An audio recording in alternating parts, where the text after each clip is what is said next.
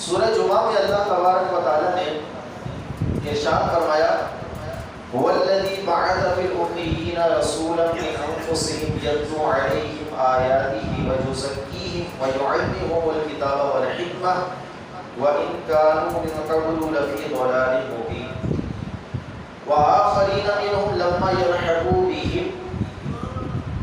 اللہ تبارک و تعالیٰ نے قرآن پاک کے اندر ارشاد فرمایا کہ رب وہ ہے کہ جس نے امیین بے پڑھوں کے اندر اپنا رسول بھیجا. اب رسول کی ذمہ داری کیا ہے؟ رسول کی ذمہ داری ہے یتلو علیہم آیاتی. یہ رسول جو آیا ہے یہ اللہ کی آیات ان امی لوگوں پر، ان بے پڑھے لوگوں کے اوپر تلاوت کرتا ہے. وَيُزَكِّيهِمْ، اور ان کا تزکیہ نفس فرماتا ہے، ان کے باطن کو پاک صاف ستھرا کر کے کسی کو صدیق اکبر، کسی کو فاروق اعظم، کسی کو عثمان غنی، کسی کو مولا کائنات، کسی کو عبداللہ ابن مسعود، کسی کو عبد الرحمن بن عوف، کسی کو حضرت ابن عمر اور کسی کو سعید بن زید جیسے مقامات دے کر بڑے بڑے نامور صحابہ کرام کی ایک فوج دنیا کو دے دیتا ہے. تزکیہ نفس فرماتا ہے. اور کیا کرتا ہے؟ وَيُعَلِّمُهُمُ الْكِتَابَ، ان کو کتاب کی تعلیم دیتا ہے. وَالْحِکْمَةِ، اور حکمت کی تعلیم دیتا ہے. کتاب سے مراد قرآن ہے اور حکمت سے علماء نے کہا کہ اس سے مراد سنت. قرآن کی تعلیم دیتا ہے اور سنت کی تعلیم دیتا ہے. وَإِنْ كَانُوا مِنْ قَبْلُ لَفِي ضَلَالٍ مُبِينٍ، اگرچہ یہ لوگ اس رسول کے آنے سے پہلے گمراہی کے اندر تھے. بہت سارے جو بعد میں صحابہ بنے وہ بہت سارے لوگ بت پرستی کرتے تھے، غلط عقائد کے اوپر تھے، لیکن نبی پاک صلی اللہ علیہ وسلم نے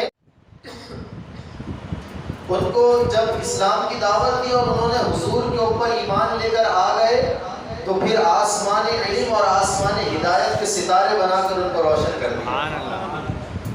تو اللہ تبارک و تعالیٰ نے ان پر فضل و احسان کیا کہ ان کے اندر اپنا رسول بھیجا.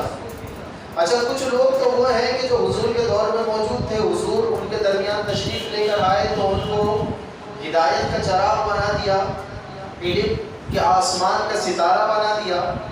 اور اللہ تعالیٰ نے فرمایا وَآخَرِينَ مِنْهُمْ لَمَّا يَلْحَقُوا بِهِمْ، اور کچھ دوسرے لوگ وہ ہیں جو ابھی آئے نہیں ہیں، ابھی پہلے والوں سے ملے نہیں ہیں. رسول نے ان کا بھی تزکیہ نفس فرمایا، ان کے لیے بھی رسول ہدایت بن کر آیا ہے.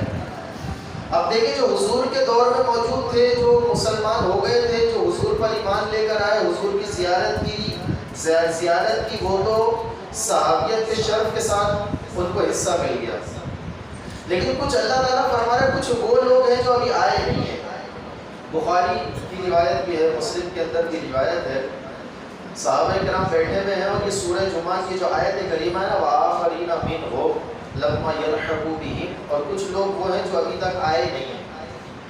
یہ آیت کریمہ نازل ہوئی تو حضرات صحابہ پوچھنے لگے کہ یا رسول اللہ وہ کون لوگ ہیں کہ جن کے بارے میں اللہ تعالیٰ نے یہ فرمایا ہے کہ دوسرے وہ لوگ جو ابھی تک آئے نہیں ہیں، رسول نے ان کا بھی تزکیہ نفس فرمایا ہے.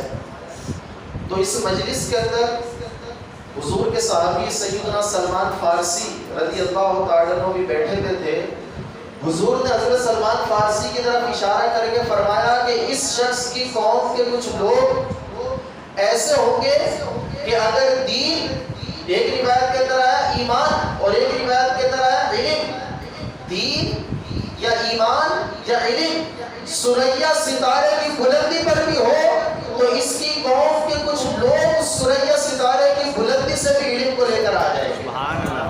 حضرت امام جلال الدین سیوطی حافظ ابن حجر مکی رحمۃ اللہ تعالی علیہ فرماتے ہیں کہ سلمان فارسی کی نسل سے، سلمان فارسی کی قوم سے جو لوگ تھے جو سریا ستارے کی بلندی سے علم لے کر آ سکتے تھے، جن کے بارے میں حضور نے بشارت دی ہے، وہ امام اعظم ابو حنیفہ کی ذات گرامی کہ حضرت امام اعظم ابو حنیفہ رضی اللہ تعالیٰ عنہ فارسی النسل ہے.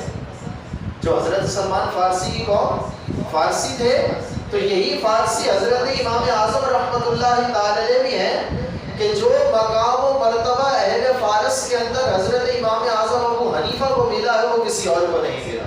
تو علماء نے فرمایا کہ یہ جو حضور نے ارشاد فرمایا نا کہ دین یا علم اگر سریا ستارے کی بلندی پر بھی ہوتا تو اہل فارس کے کچھ لوگ اس بلندی سے بھی علم کو لے کر آ جاتے تو وہ ذات گرامی کوئی اور نہیں ہے، میرے اور آپ کے امام اعظم ابو حنیفہ رضی اللہ تعالیٰ عنہ